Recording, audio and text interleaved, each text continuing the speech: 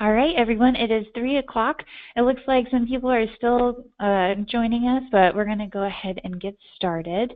Welcome to this webinar with QGive and Marc Pitman. Marc is going to be teaching us the 5 stories every nonprofit leader must be telling, and I've only gotten a sneak peek, but it's going to be an absolutely fantastic presentation. Before we get started, I wanted to introduce myself. I'm Abby Jarvis. I am with the team over at QGive. We're an online fundraising platform that works with nonprofits all over the country. I know several of our nonprofits are on the line with us. QGive friends, if you have any questions about any of this and how we can help you here, let me know. I'll get you in touch with the right people. If you're not working with QGive, that's awesome. We will get some awesome information out to you this afternoon that will be really helpful no matter how you're raising money. Just a couple of housekeeping items. Woo. We are recording this webinar. You will get an email probably tomorrow containing the recording of this webinar and some other resources that you'll find useful. You can also ask us questions anytime you want to. I am going to be keeping an eye on the questions box as Marc is talking, so feel free to type any questions in there and I'll either help you if I can or we'll ask all those questions at the end. If you are into Twitter, I included Marc's Twitter handle here and QGive's. I'm going to be tweeting some of the highlights on the Q webinar hashtag, and you are totally welcome to tweet along with me. Just so I can give you a little background on the guy who's about to blow our minds with all these stories, Marc Pitman is here with us today. He's known in the industry for his red bow ties and also for being the author of Ask Without Fear. He's really great at inspiring nonprofit leaders and board members and staff to get excited and raise money fearlessly and effectively. So, Marc, we are so happy that you are here. I'm going to switch the screen over to you, and then you can tell us all these stories that we should be telling. Just the 5. All right, show my screen. Boom. And are you seeing the right thing? I am. That was the smoothest I've ever done it. We're a good team. All right, thanks so much, Abby. And everybody that's here, thank you so much for being here. And if you're not here now, I know thank you for listening to the recording. I am super excited about the power of storytelling and really about helping leaders know the stories that they should be telling. Because I think a lot of times we get into nonprofit leadership or different levels of leadership in nonprofits because we're really good at a task or because we have a passion for a cause, and we don't really think about the fact that we have to communicate this in ways that people that aren't yet that good at that task or aren't yet that passionate about our cause can still relate to and communicate with. So this bucket of our framework of 5 stories is going to be really helpful and as you move forward in leadership. As Abby said, my Twitter handle is Marc A. Pitman. Some people think it's Marc A. Pitman or Mike Capitan, but it's just Marc Albert Pitman. And I will follow up with those after this session. And please pepper us with questions in between time. Abby's has full permission to interrupt me as appropriate to make sure that you're getting the most out of this time. So, without further ado, I was going to advance the slide. And it's not advancing. Okay, so let me see. Does it advance now? No. All right. Well, I'll just do it this way. Okay. So when we did this research for Concord Leadership Group, those of you who don't know, Fundraising Coach was started in 2003 as a Franklin Covey. I'm a Franklin Covey trained executive coach who helped nonprofit leaders. For the most of my business time, people have known me as the fundraising coach, but I've had people over the years ask me for a less fundraising centered plan because when their board wanted them to hire an executive coach and they kept sending their board to fundraising coach, their board thought it was a philanthropy issue. So a few years ago, I rebranded as Concord Leadership Group. Fundraising Coach is still part of that. Nonprofit Academy is still part of that group. But and part of the rebrand, we did this leadership report, which we're getting ready to do the second one, this time with Adrian Sargent over the University of Plymouth. It's just so exciting in the UK. But when we did the one that came out last year, we found that 85% of nonprofit leaders said that communicating a compelling vision was something that was one of their top 3 priorities. That's something that they knew that they needed to do and wanted to do well. But 2 out of 3 said it was their toughest challenge, and 62% of the respondents said they weren't even sure how to create a compelling vision. They knew there was a problem, they knew something needed to be done, but they weren't creating it in a way that seemed like it should be inspiring other people. And I find that really interesting because it seems like in our nonprofit world, right? Think about the work that you do. Doesn't it seem like it's all harmony and grace and everything just flows naturally because we're tapping into good, we're doing good in the world, so everything just flows to us, money flows to us, help flows to us, good work flows out of us, right? Is that the picture that your nonprofit's like? Or is it more like this? People are even on the same team. People are just, trying to fight for their. I have one of my clients wouldn't allow his department to be called a team. He wanted to be called a unit because in his organization, every department was fighting against each other as teams. Well, my team wants this and my team wants that, and he wanted to try to give the overarching message to the entire nonprofit that the nonprofit is a team. And we're all supposed to be pulling together on that team rather than being at odds with each other like this. Part of the reason for this is stories. We all have stories about money, about scarcity, about abundance, about the work that we do, about the way we see the world. And there's amazing how we just don't even, there's so much a part of us we don't even think about how these stories are coloring the water for us, how they're the glasses that we see. We've been telling stories. We are. Jane Goodall calls us storytelling primates. I consider fundraisers as keeper of the lore. So those of you that are fundraisers on here, I feel like our main job is to raise funds. Don't get me wrong, but part of doing that is to keep the stories. We remember the past that brought us to where we are, and we honor that with our donors and with our past staff and. If it's schools, past faculty. Then we also tell the stories that are currently happening and share them with donors, and then we hear stories from donors about the impact the nonprofit is having that excites them as donors, and we get to take those back to the staff. And as leaders, as we do that, our staff realize, wow, people really care about what we're doing. But it's just like people sitting around a campfire telling stories, or even back in the day, the hunters talking about the one that got away. I like to think of this as my few attempts at hunting were not spectacular. And so I like to think about the one that got away. Somebody else has pointed out that this may be the instruction manual for how to provide dinner for your family next time. So either way, we've been telling stories since the dawn of humanity. We've been trying to use stories to share information. We live in an exciting time because we are able to study this and see this. There's this guy named Kendall Haven who wrote a book called Story Proof. And if you're a nerd like me, you'll love this book.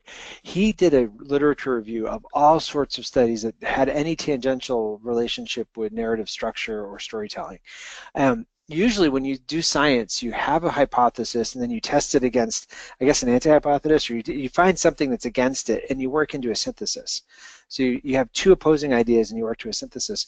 Part of what his review of all the different hundreds and hundreds and hundreds of surveys that he did was that all of them pointed to the power of narrative structure. Even if you wanted to remember a list better, it was better to have a story along with that. If you just gave people a list of kids a list of pencil, eraser, crayon, that was less easily remembered than rubber pencil, red crayon, rubber eraser, red crayon, yellow pencil. Just having some descriptive words that allowed the brain to kind of start making a story helped people remember things better.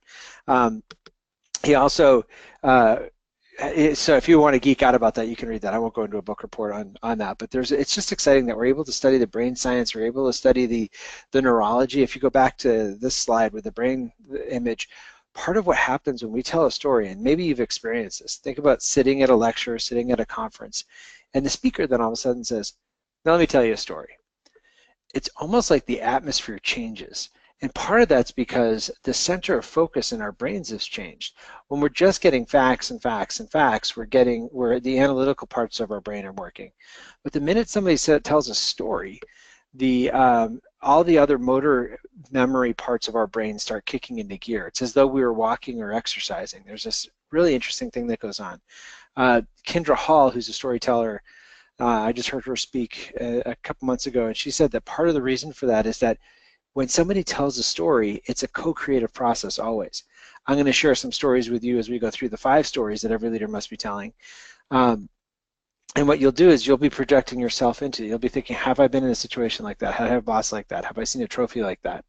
So it's an interesting way of actually engaging your listener is by telling a story, even if you feel like you're maybe having less content because you really want to have the facts and the figures.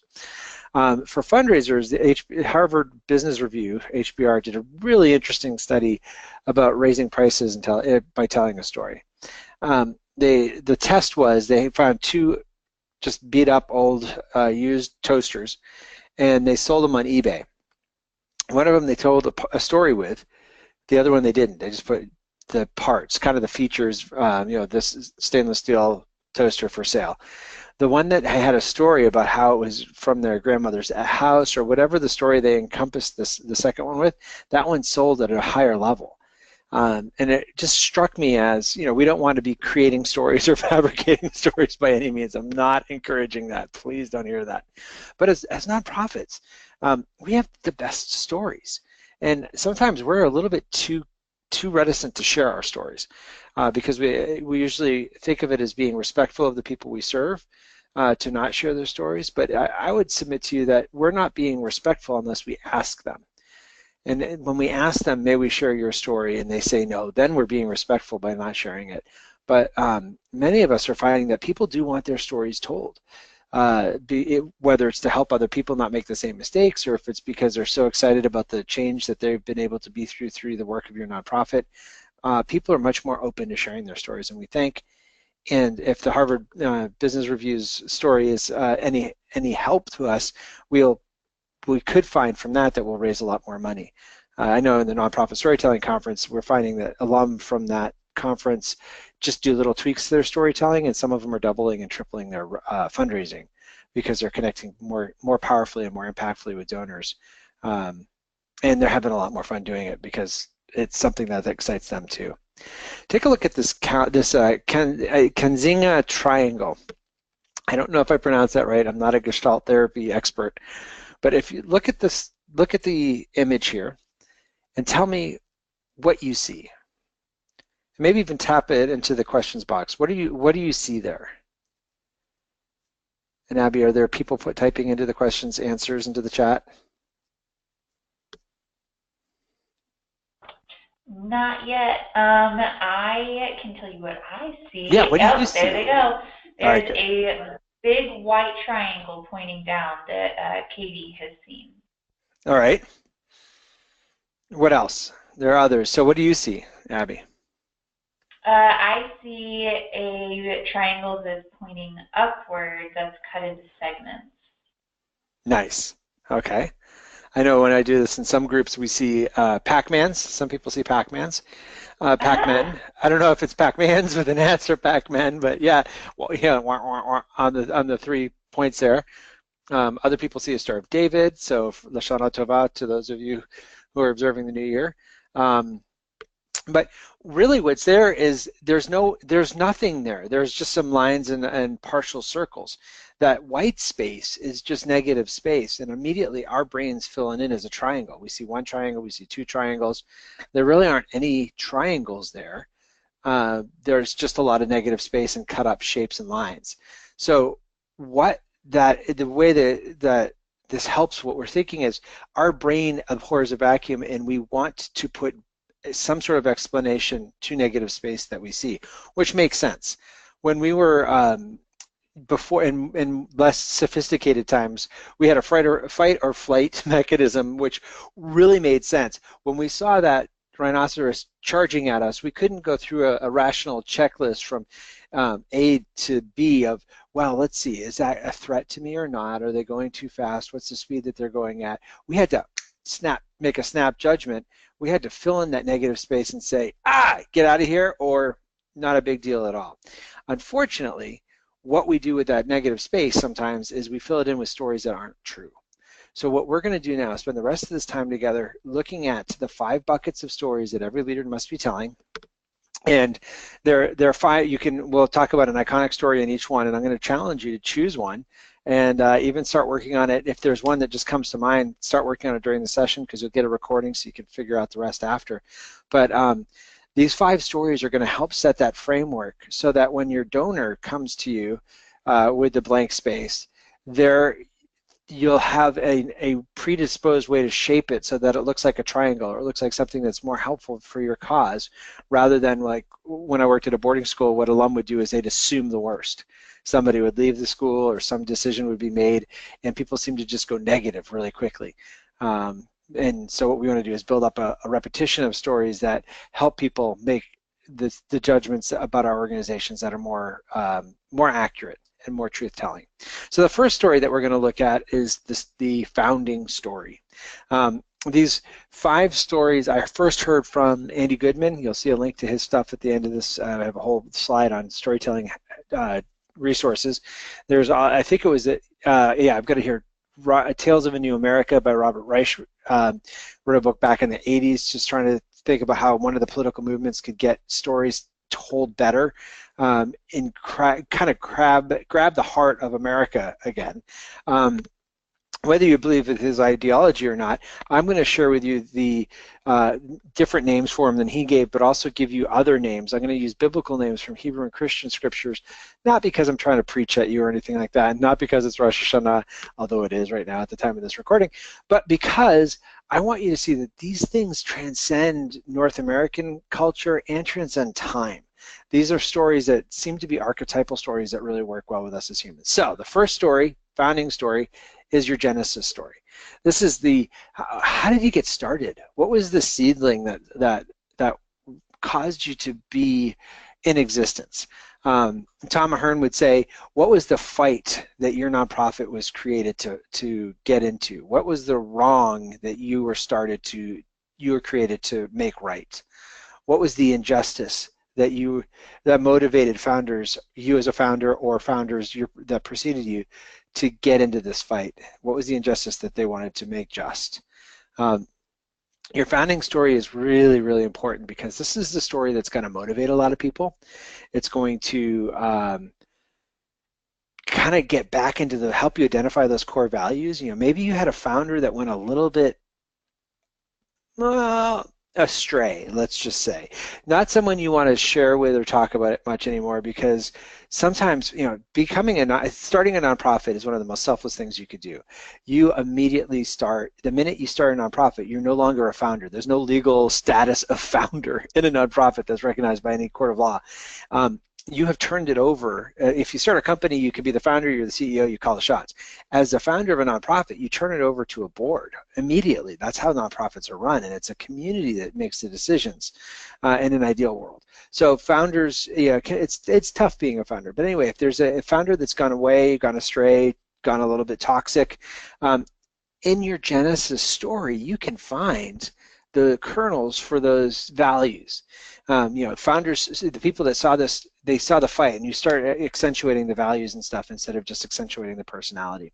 When I worked for a hospital, the founding story, where I worked for an osteopathic hospital in Maine, and I was shocked. Somebody gifted me or lent me her scrapbooks right from the founding of our hospital all the way up through the time that she was with them, many decades. And there were these great stories about people knitting bandages together. It was right around the middle of World War II, and people, you know, a lot of the best traditional medicine was off overseas in the war effort, and this was osteopathic medicine, which was really good but not respected. So they had to create their own hospital, and people banded together. And this is when I discovered a kernel. It was really cool. What I found was that there were 10 people, or six doctors that got together and all pitched in money. And any of you that have done healthcare fundraising know that doctors are generous in many ways, but financially isn't one of them, typically. So it was really cool to find in our founding story, doctors actually got together and gave money. So I did the calculators to figure out what was that amount of money worth in today's dollars, and I made sure that I began telling the philanthropic genesis of our hospital. We're started by generous experts and healthcare providers and physicians, and there were men and women. It was half men and half women, which is also very cool in that time. So I made sure that this story was told. So you can talk, think about your founding story. We should all have one. We should all know that one. Next story is our mess-up stories. Some of these stories are going to be counterintuitive, and some of the stories are not for public consumption. Your founding story is definitely something you want everybody to know. Your mess-up stories are less so. We in many of our cultures do not like sharing the mistakes we make. In fact, we go through great lengths to try to hide them.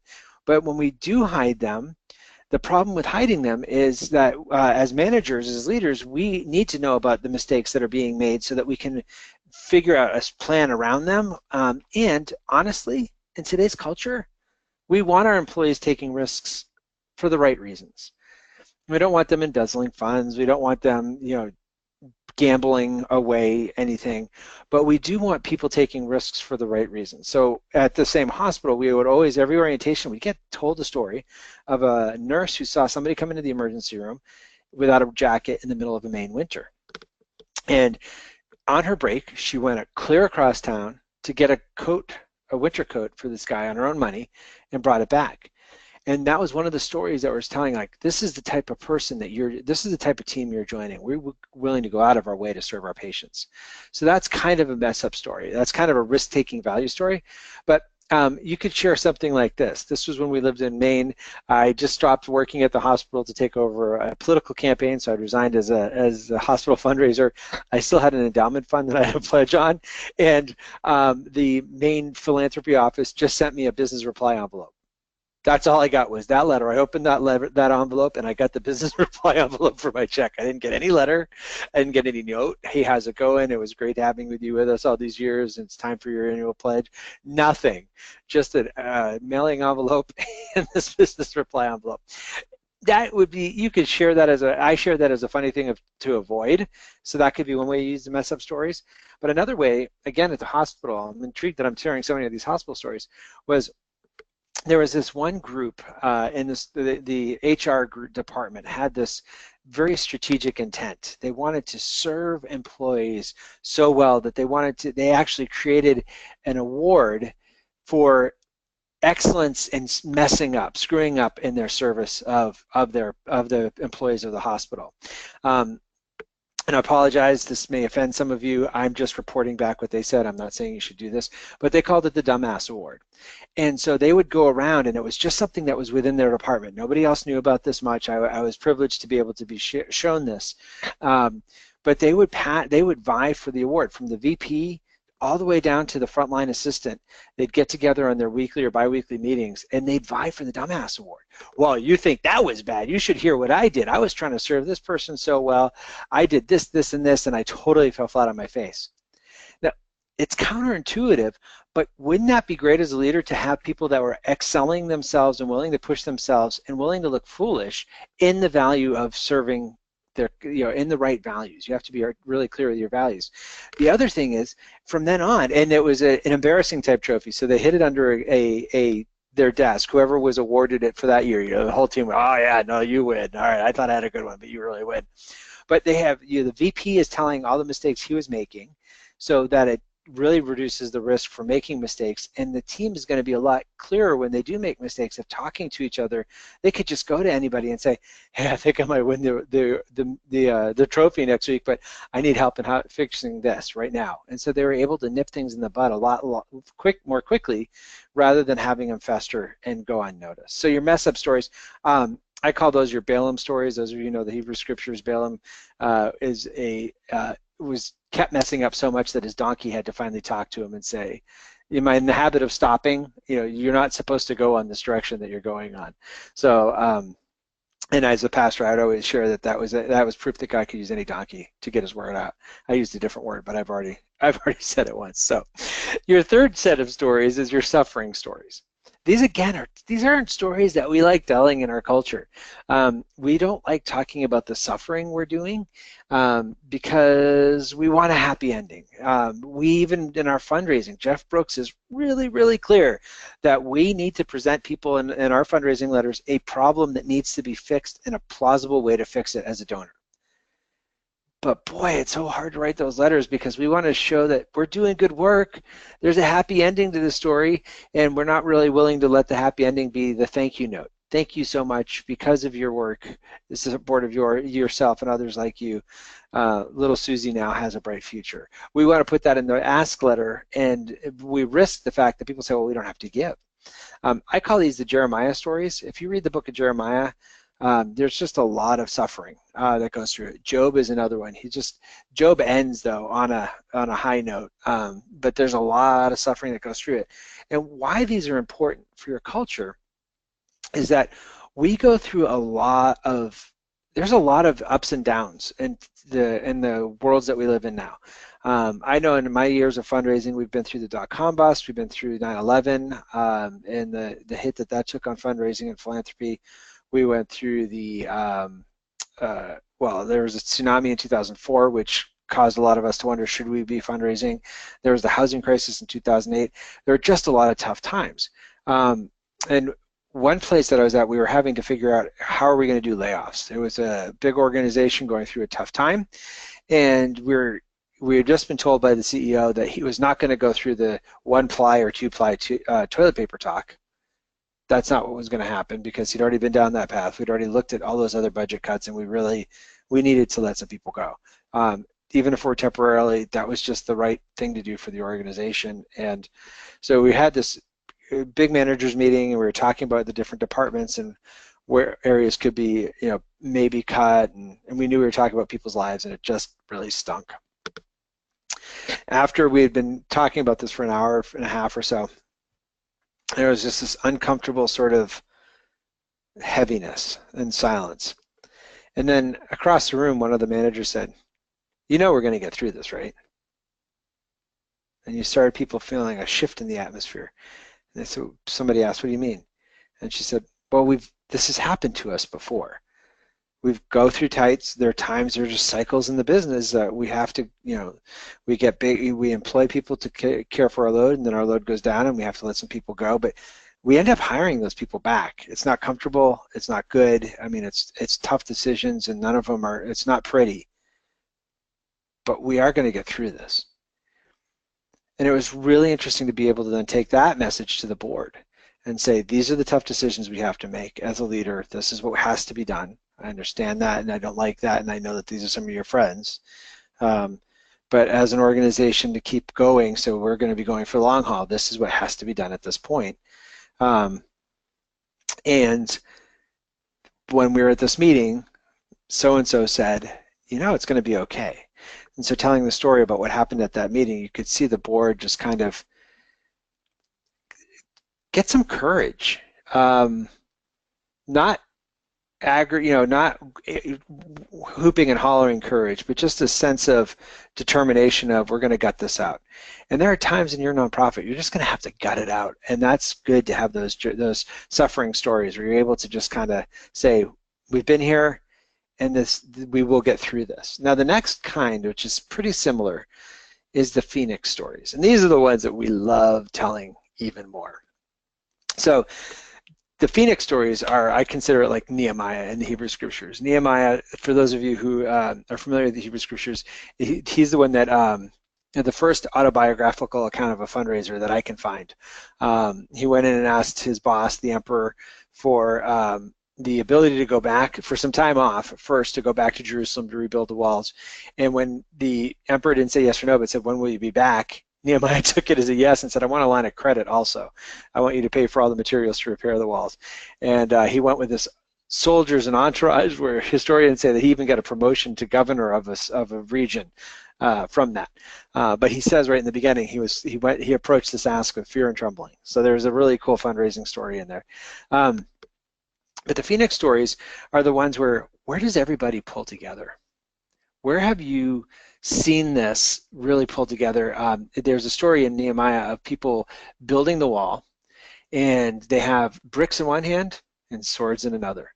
And there are two organizations that I've seen do this really well, and I'm sure there are others, and I'd love your examples in the comments or the notes. But the one that does this really well is Planned Parenthood.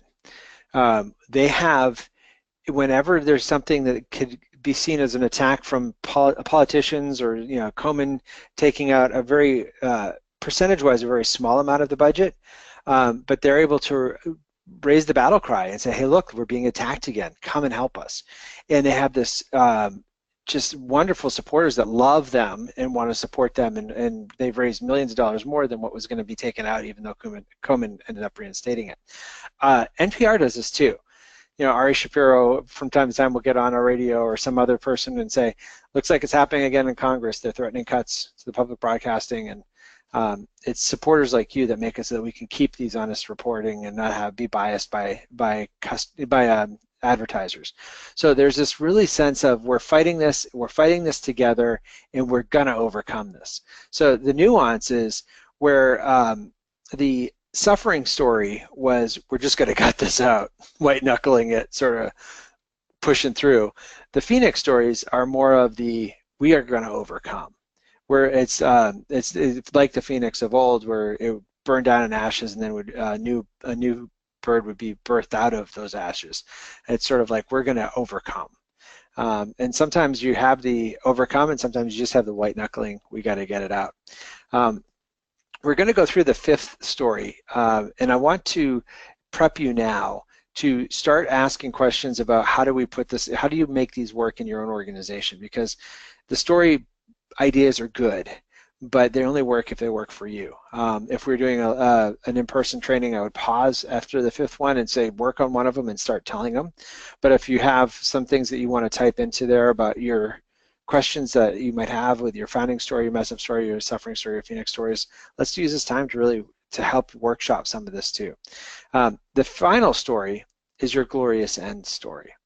These are these are great. These are like, what will your world look like? I liken it to the book of Revelation in the Christian scripture. And it's sort of like, what will your world look like when your nonprofit's no longer needed? And oftentimes you'll be shocked at how many leaders have a hard time figuring that out.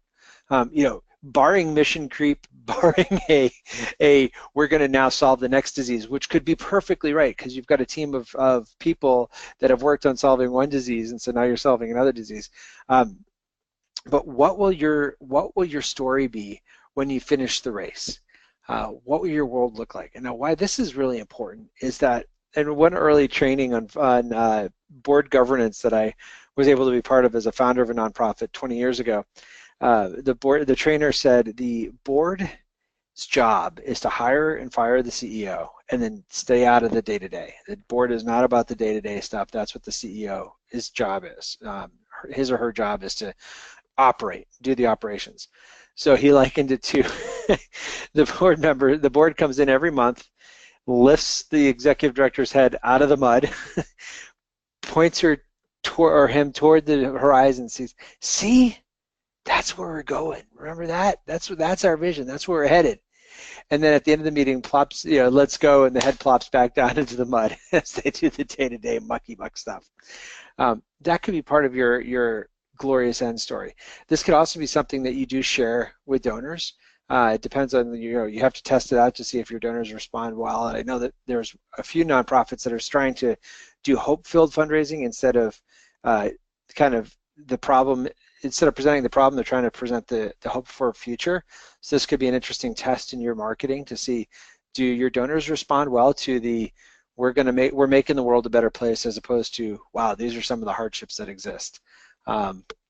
Most of us find that the hardships are more compelling than the future, in a money sort of way, not in an emotional sort of way, but in a money sort of way. Most people would prefer to buy an aspirin than buy a vitamin, but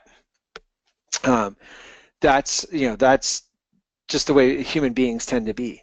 So think about these with your nonprofit. Do you know your founding story? Do you know why you were created? Have you ever articulated that as an executive director? I was talking to an executive director just in the last week, and she just kind of thought it was understood because the problem was so clear for her. And it may be self-evident for a few people, but I can guarantee you that it's not going to be self-evident for everyone, and you really do need that spelled out. And if you have spelled it out, is it in your about page? Instead of just the history and the stats and the timeline. I've seen some people do a timeline for their about stage, which I guess is nice, but what's the compelling story, and can you make it interesting? When I was doing this with Andy Goodman, when I first told the story of the hospital, it was all about the hospital. The hospital was started in '43, and the hospital this and the hospital that. He's the one that pushed me and said, we don't identify well with buildings. We identify really well with people. Can you make the hero a person? And so that's when I found the 6 doctors, men and women, that got together and each contributed, I think it was $1,500 in 1943 money, so serious cash, to start the hospital. Think about your mess up stories. Where are you on that journey? Are you willing to be the vulnerable type leader that shares when you've screwed up for the right reasons? I gotta stress that. What are some of the risks that you want people taking? Maybe that's a good one. You know, I think it's really important that data entry people be curious. If they're taking in donor data and they see somebody has a website name in their email instead of gmail.com or hotmail.com or whatever the other, live.com, that if they see a website that they go to it and maybe fill in the website, the URL field in the donor database too. So maybe that's maybe that feels a little risky because it's going to take a little bit more time, but that curiosity could be something that you value. It could be really helpful to identify some values. Suffering stories, we've all got them, and we don't tend not to tell them. I would keep this also internal for the board and for the staff, but when are some of the times where you've had to just gut it out and get through? And then the Phoenix stories are the ones we love to talk about. Have you ever been in a place where you had to fight and really get it? You've had to fight as you're still doing the work, and you've overcome and become stronger because of it. And again, the three and four can merge into each other at times also. And then your glorious end story. Really articulate that. Maybe put that, it's not really your vision and your mission, because your vision is usually pithy, but what would it be like if you were to really spell out a world where there was no more human trafficking or trafficking of children? What would that mean? How would that impact the world? Or when there was a world where space was conserved at such a rate that there were just parks and woodlands for people to be able to go into without having no trespassing signs? Or what would it be like when there were when pets were spayed and neutered enough that there weren't feral cats running around? How would that impact be? Think about that with your glorious end stories. As you do that, you'll be helping fill in the negative space. The more we repeat the stories, the more. One of the nice things about having the 5 buckets of stories is that the more we tell the stories, usually the more we tell our message, our brand, our mission or whatever, by the time we tend to get tired of it, that's when other people are finally hearing it for the first time. So if we can create those 5 buckets of stories and see them as buckets, not just as stories. You have one Genesis story, sure, but there are different programs that may have started, so you may have more Genesis stories. And you may have one long-suffering story, but you live long enough, you'll have another one. And you could create those as buckets that will help. The repetition will help you fill in the negative space that people may have.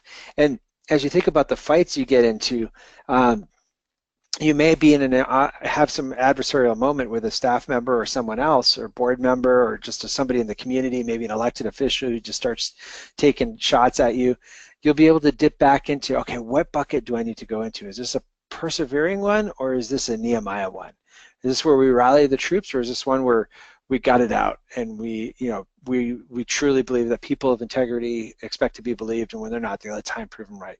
Is it appropriate to fight this one out, or is it appropriate to ride it out? As we do that, we'll start moving into more of harmony. I don't think we'll be idyllic and friction-free, but it will be a much more enjoyable experience, in part because you'll find other people bringing stories to you as well. So Abby, I want to open it up to questions. Here's a ton of references. You guys will get this with the recording too. The Nonprofit Academy, we have storytelling, marketing, and a bunch of other good training in there at a quite affordable price. The Nonprofit Storytelling Conference has, as soon as you go, after that you become an alum and you have a group that you're part of for life. That is always having people share ideas and stuff that they're doing in their marketing and their advocacy and their fundraising. If you don't know Movie Mondays, 501 Videos does a great job every weekday. Every Monday they put out a video. Right now, Chris is going through a series of nonprofit story tours where he did a story tour around the country for 7 weeks with a little yellow VW bus being towed behind a motorhome. And he's telling the stories of nonprofits and experts around the country. Andy Goodman is great. He worked with in Hollywood, as did Chris in 501 Videos, but Andy worked screenwriting in Hollywood, and he's really worked hard to help nonprofits tell really good stories. Cliff Atkinson, Sociable Media, he wrote a book, Beyond bullet points. That's really intriguing way of looking at how to tell stories through PowerPoint instead of just having your factual bullet points. Kendall Haven has a whole bunch of stuff on stories. I've got Story Proof right here on my shelf. He's got a bunch of other, I think he has a story something, another book with that. I skipped Doug Stevenson by accident. He's a professional storyteller. I know Vanessa Chase, the Storytelling Nonprofit, has a ton of great work. I particularly like her so much. Every time I listen to her, I learn. There was one that she talked about your own story. What's your own giving story to your nonprofit, and how tapping into that for her helped her with integrity raise money for people that were in a very different experience than she'd ever been, but she could connect with them on some level. So many good storytelling resources out there. So Abby, how are we doing for any questions or comments that we want to share? We haven't gotten a ton of questions yet, but I did want to ask you about board members. I know all of these stories are really valuable stories that nonprofit leaders should be telling, but I wanted to get your ideas on how to get board members involved. They might not be in the day-to-day fundraising trenches in the mud with the CEO, but they're leaders too. How can we get board members involved with telling some of these stories? What a great question. And that is actually really, really great strategically, because board members aren't going to remember our pie charts. They're not going to remember our mission and vision as much as we tell them to, or put them on placards in front of them at the board meetings, although those are all good things. But one of the ways to do it, there's another thing called the rule of threes for storytelling that is identifying 3 themes. So it's another way of codifying your stories. But even if you think about these 5 stories, you can think about, like, start every board meeting with a story. Maybe that could be before you have your standing agenda, but before you get into your agenda, before you formally adjourn, or not adjourn, before you formally start the meeting, you could have a staff member or a recipient or a client or a community member come in, or yourself, and just share a story from the last time they met. Hey, look, this is what we do. This is our mission. You know that. You've heard the words. Well, let me tell you. In the last 4 weeks, so-and-so came through the door, and when she came through the door, you would not have believed the transformation that she had because she'd been working with this staff member and doing this program. Being able to share those stories, they may not remember anything else of the board meeting, but when they're at the next Rotary Club or the next whatever meeting, they're going to remember, I don't remember exactly what we do or the percentages of what the different budget breakdowns are, but boy, there was this one girl that came through our doors just in the last month, and she was so different than when she had started coming 6 months before. And that's the kind of story that's the kind of way you can help script your board members. May I share another way that you can work with board members and stories? I'm going to take the silence as a yes. Oh yeah, you did, because I was typing. Yeah, yes, no, please. Yeah. Okay, cool. And thanks for saving our ears with the typing. I appreciate that. So another way to get board members, if you haven't done all the work, because this does take time to figure out. Some of these stories they're coming. You guys are already starting scribbling away. Other stories are going to take time, and many of you are going to want to just get this recording and pause after each description and try to write, work with your team to write out, brainstorm some of the stories. So if you don't have the stories yet, and maybe you have a staff meeting tonight, a board meeting tonight, one really simple way to get board members involved in the story is to thank donors. I know that there's a soup kitchen somewhere outside of Atlanta. The board chair will not start a board meeting until each of his board members have done 3 thank you calls to donors. And this is the ultimate of simplicity in a way. It takes a lot of effort to dial, for sure, but all they have to do is have a person's name and a phone number. Everybody comes with cell phones generally, and if not, maybe you have phones that you could use wherever you're meeting with your board. And all they have to say is, hey, this is I would say, hey, this is Mark. I'm on the board of XYZ nonprofit, and the staff tell me that you've been supporting us. I just wanted to say thank you. We couldn't do what we do without people like you and the generosity of people like you. So thank you. 9 times out of 10, they're going to leave a voicemail because people won't recognize the number, so they're not going to pick up.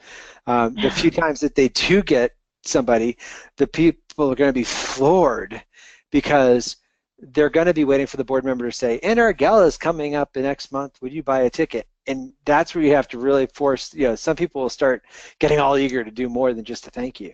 But as they start, the stories that the board members are going to develop are either the unleashing of gratitude and that just great feeling you get after you've done a few thank you calls. And that's why I say at least 3, not just 1, because it's awkward to do the first one. The second one, you're kind of getting better. The third one, it flows a little bit more smoothly, even for those of us who do phone calls professionally or as a regular part of our work. So they're either going to get in touch with their own gratitude and that maybe it's oxytocin that's released when you're saying thank you.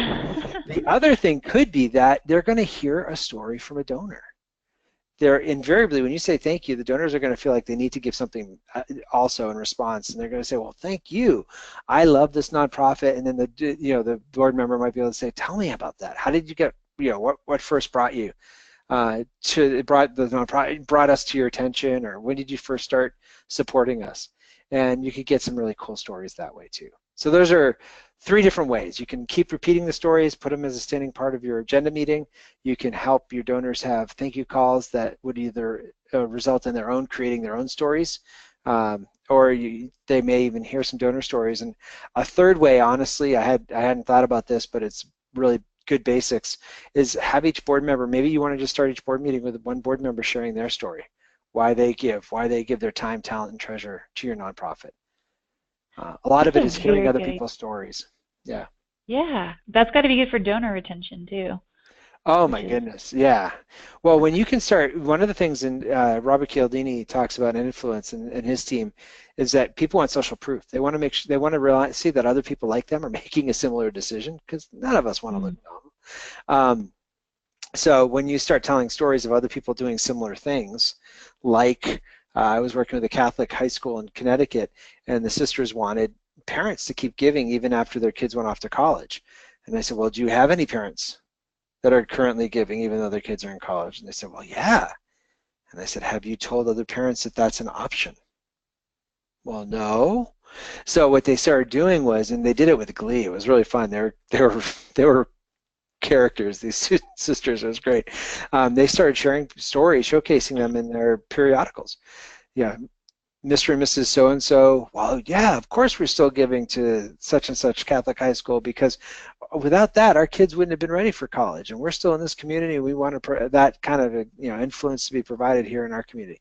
And as they started telling those stories, it started opening up the way for other parents to feel like, okay, I can start giving, and they retain their donors even after the kids graduated. Some of them, not all of them, of course.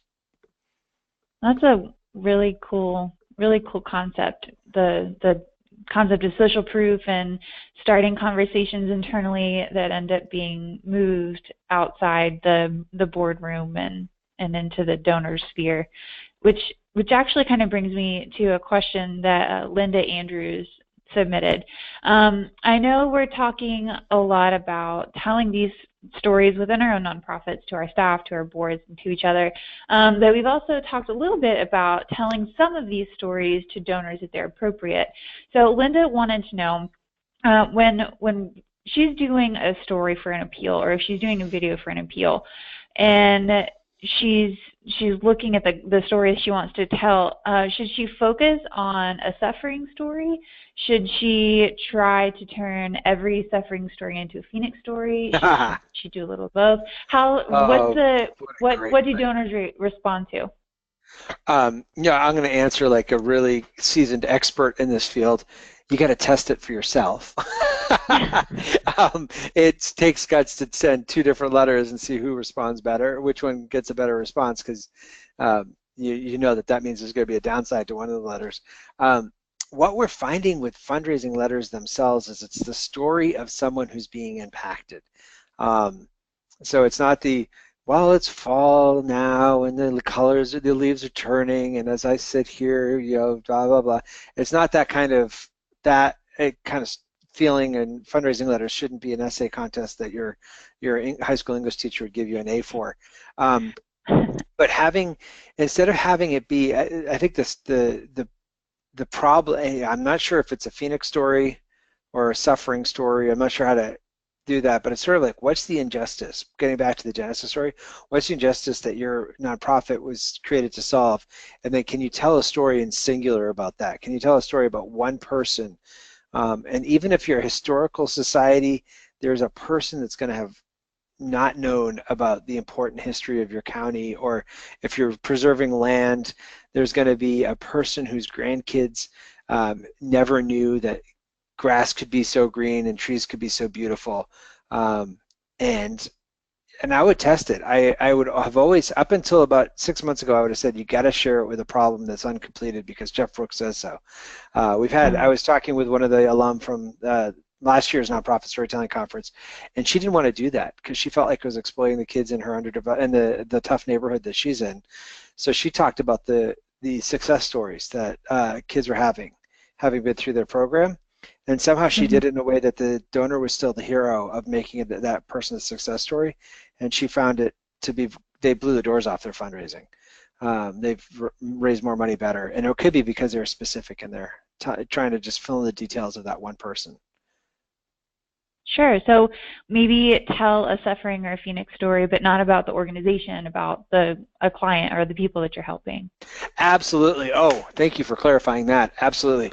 There's Kendra Hall, who I mentioned earlier. She's I got to hear her this summer, and one of the things that she just really blew me away with was, we talk about stories having beginning, middles, and ends, and she said we kind of get into we that seems to stifle more people in their storytelling than help them. So what she calls it is, she said, think about it as the normal, the explosion, and the new normal. Well, instead of a denouement, but what's the explosion? So what I think in our fundraising stories, it could be, what's the normal that the person or the land or the pets are experiencing, the pet is experiencing, and then what's the explosion? We tend to assume that everybody knows the problem, so we don't really talk much about the normal.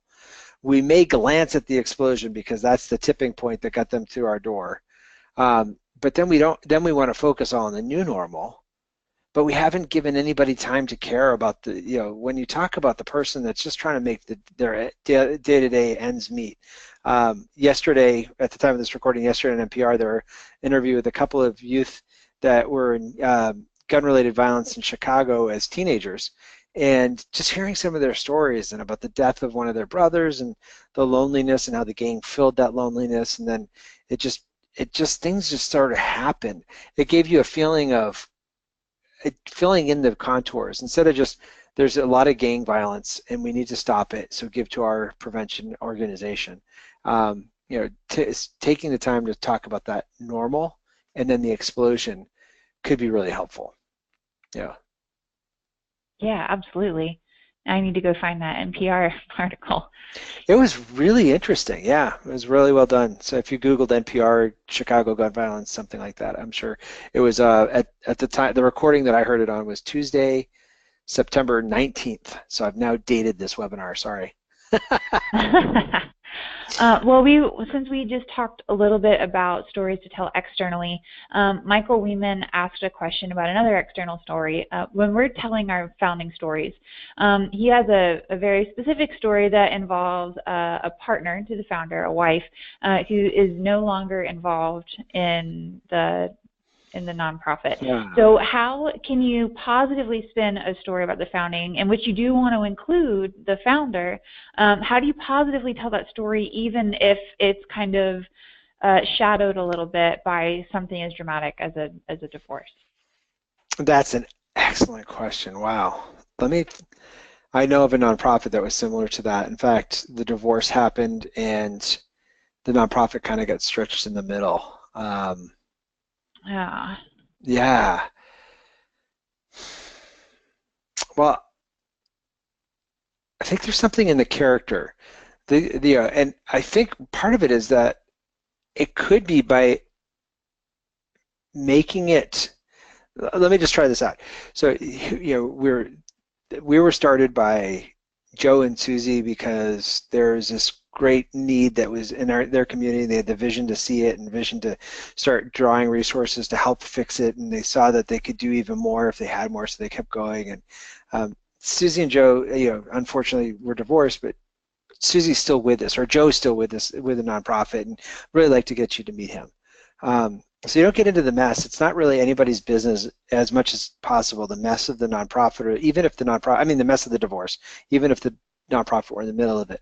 But I think there's great integrity in honoring the vision that both of them started it. I think it gets a lot more complicated when the party that's estranged or left then is still trying to attach themselves to the cause, which is normal. Yeah. I mean, wouldn't it be normal? Because it's your values, it's your baby, it's something that you help birth, you help create. But as an employee, I think it's really, one of the things that may help you, Michael, is that when I was working for a boarding school that had gone through 3 headmasters in 10 years, there was the end of one tenure, long tenure, then there was one guy that didn't last too long, he was there for about 4 years, and then there was a new one. Part of what I went in was I never apologized for the decisions the school made during those years, but I would apologize for the way it was carried out. And so I'm not sure if this is exactly helping your situation, but I remember sitting with some faculty members that were given like 24 hours to get out of their home. Now, it may have been totally appropriate that they were no longer at the school. That may have been the right, the correct, the best decision. But telling someone who's been serving at a school that they have 24 hours to get out of a faculty-owned home, that just doesn't feel good to be on the receiving end of. And so I would never apologize for the decision, but I'd say, boy, that must have been awful to be treated that way. I really am sorry that you were treated with such lack of respect that way. And I saw that there was great healing, and I never felt like it wasn't my decision. I didn't know what was a play with the decision, but the way it was carried out was something that I was able to apologize for and build a lot of bridges and heal a lot of wounds with. It's kind of like lancing the boils. That's what I call it. I went in and lanced the boils, let all the pus out, so healing can occur. Sure. Yeah, sure.